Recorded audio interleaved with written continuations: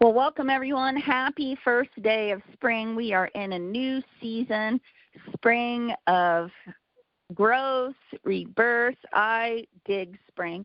It's one of my favorite seasons.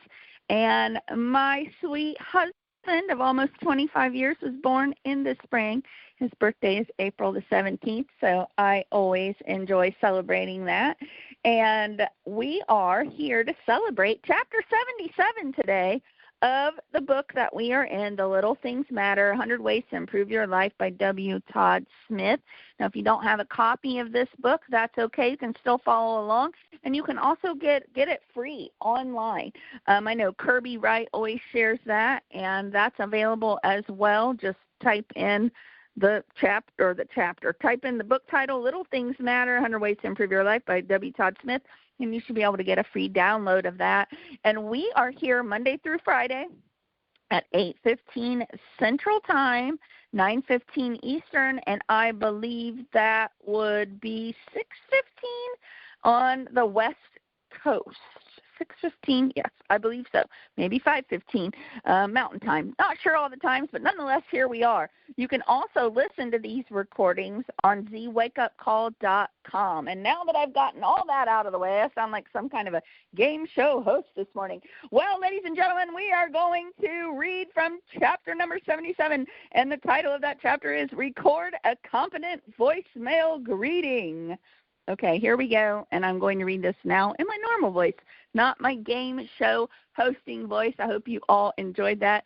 Jamie is sitting over there, and his expression is just kind of blank. So I guess that means get going, Holly.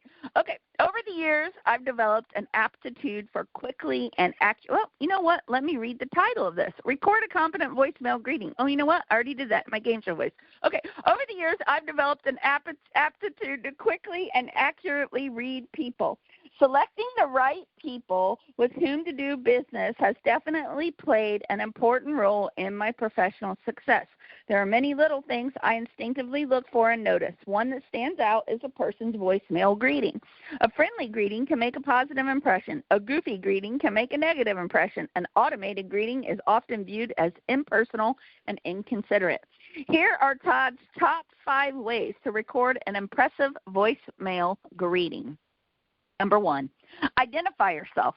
This enables your callers to confirm that they have dialed the right number. When people use an automated greeting or when they don't include their name in their greeting, it leaves me wondering why.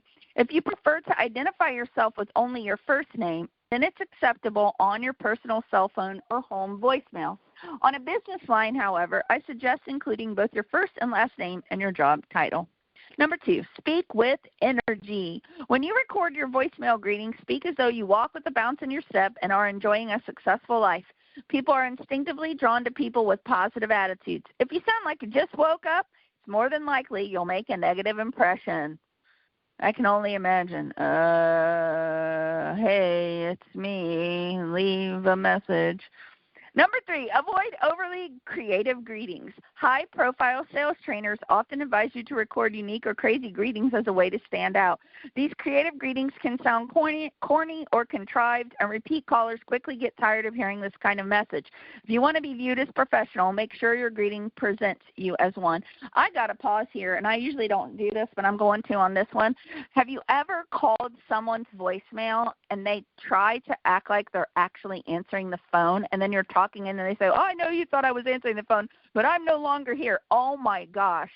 That, to me, I just want to throw my phone against the wall. Okay, number 4, tell people what to do. This is my personal greeting. Now, Todd's saying this is what his says. Hi. You have reached the voicemail for Todd Smith. At the tone, please leave your name, phone number, the purpose of your call, and the best time to reach you. I will return your call as soon as possible. Thank you. The voicemails I receive in response to this greeting allow me to use my time most productively, prepare for the return of the call, or if appropriate, send an email instead of returning the phone call. Knowing the purpose of this call also allows me to continue the communication through their voicemail if we end up playing phone tag. Number 5, refuse to use computer-generated greetings. I think it is inconsiderate when people select a computer-generated message like, the person you are calling at 941-555-1234 is not available to take your call. Please leave a message at the tone. When I hang up, I'm left wondering if I dialed the correct number. This requires me to take the time to verify that I've dialed the number correctly. Even then, I'm sometimes left wondering if I wrote down the number correctly in the first place. Here's a little bonus tip. If you find that people get cut off before completing their message on your cell phone voicemail, call your carrier. For a small fee, you can lengthen the time allotted for people to leave their messages. And then the Little Things Matter Challenge. Listen to your voicemail greeting on your home and business phones. What kind of impression are you making on your callers? Re-record if necessary, incorporating these simple tips. Your voicemail greeting may be someone's first impression of you, so let's make sure it's a positive one. So, Mr. Yount, I'm very curious to hear what you have to say about Chapter 77 about voicemail recordings. All right, so And your best game. No game show voice for me today. So we were reading this last night, and then we were talking about it again this morning. And I think, no matter what chapter it is, no matter who's speaking, one of the greatest things I think you can do is get the book, read it for yourself, because there's just so much discussion that happens, and the little things truly are the big things in life, in everything in life. And so the bonus of really the calls is not listening in on the calls. I think the bonus of the calls is just, reading the chapter for yourself, and then just having that conversation, and possibly in a game show voice or not. But when I was thinking about it, I was thinking, it's just another little thing. It almost is something that's forgotten. And I was like, gosh, this chapter, it's like, is this really a necessary chapter? Like, this is such it's almost a forgotten little thing that's like, does it really matter?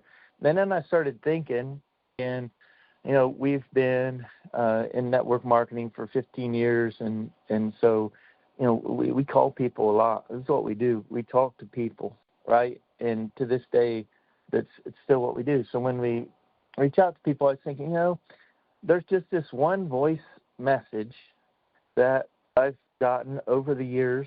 It's never changed. But anytime I've ever gotten that message, it always just is like this is just, I don't want to say unaccountable or, a goofy person, or use just words, and I'm not going to say what it is, because somebody on here probably has it, and then that would not even, but here's the thing. My point of all that is, I sat down and I told Holly, I said, there's just this one voicemail, and, I've never had a positive response from it, of someone that really wants to make a change in their life, or just whatever. It's not being judgmental, just, I always say the truth is the truth no matter how you receive it. So in 15 years, that's the way it is, right? It's not a guarantee. It's not a stereotype or anything like that. It's just what's the truth, kind of in my experience. And the funny thing is, Holly said, well, is it this one? And I said, yes. So she had the same one. And maybe you're sitting there thinking, well, I know it's this one.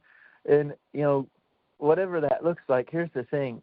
Like, it takes literally 30 seconds to have a voicemail, and we went through all the funny things, and when people try to trick you, or when people they're monotone. I had a teacher that was like that. It was monotone. It's so hard to even pay attention, even though I enjoyed the subject. It just, because it was just monotone the whole time. It was, and how long does it really take to do a voicemail and do it right? And just, be yourself, tell the truth, have fun. It's not about being over the top or being somebody you're not, being fake, being hokey, being corny. It's just a genuine authenticity is such an important thing in life, and just authentic, right? But, it's being happy. And then I was thinking, I thought, what, Charlie, he's 10, right? And he's had a phone for 2 years, and we have only 5 people have his number: James, Holly, myself, and then Holly's mom and dad. No one else has his number. Just 5 people. There's only 5 people that can call him. 2 of them spend 24/7 365 with him because we're always here together. We homeschool. We work from home. But we got it for him just because, when we were away, he needed so we could talk to him if James is with us doing the business or whatever. But here's the thing. The first thing we did with Charlie was we set up a voicemail on his phone. We helped him to do that. And I was thinking, he's only got 5 people that can call him, and the 2 of them we just could probably shout because he can hear us on the other side of the house even. And the other 2 are just a couple miles away, and we see them on a pretty regular basis. But the first thing we did was help him to set up his voicemail. So I say all of that, not to say, hey, look at us or anything like that. I think it's just a really little thing. It takes a couple moments to just, make your voicemail really just authentic, right? If you're building a business, if you're really just whatever it is, in your life, you're just building rapport, building character, whatever that looks like, still having a voicemail, it just, you only get one chance to have a first impression. And so when someone maybe calls or you've given your number and it's like, well, I haven't set up yet or anything like that. My devotion this morning with my men's group was all about excuses. And so, that's what it is. We have a saying in the house here, that's the excuse word. And very seldom does that come up. But, it's just one of those little things that is maybe forgotten many times or just kind of skipped over. But it's also something that's so easy to do anymore. When you get a new phone, it automatically transfers over to your new phone. So you really only have to do it once and do it right, and you never have to think about it again. It's a 30-second thing, and it's not a bad thing just to think about. Set yourself a good voicemail. Hope that all makes sense and it doesn't sound corny, but that's what we got for today. Winner, chicken dinner. If you have a voicemail that is set up and it's not, the price is right and the time is now. So you're the next contestant. Call down to set up your voicemail. And that's all we got for today. So do you have anything to add or want to read the... Join us tomorrow. Do you want me to read the challenge? Or is there a challenge? Oh, okay. We already read the challenge. All right. And that's all we got. So let me unmute everybody. We're going to roll it back tomorrow, and hope you all enjoyed today's version of The Little Things Are the Big Things and The Price is Right. And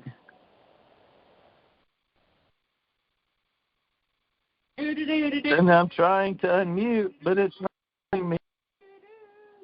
It's not letting me unmute everybody. Well, Jamie, you lost this. I literally have lost. It will not let me unmute. I'm like, Stop the recording? It won't let me do anything, folks. Wow. So if you are hearing my voice, I apologize. It literally is giving me no controls. No matter what I do, maybe everybody has just hung up, but we love y'all. We appreciate y'all. And I guess free conference calling is tired of our nonsense. So we will see you tomorrow, and God bless.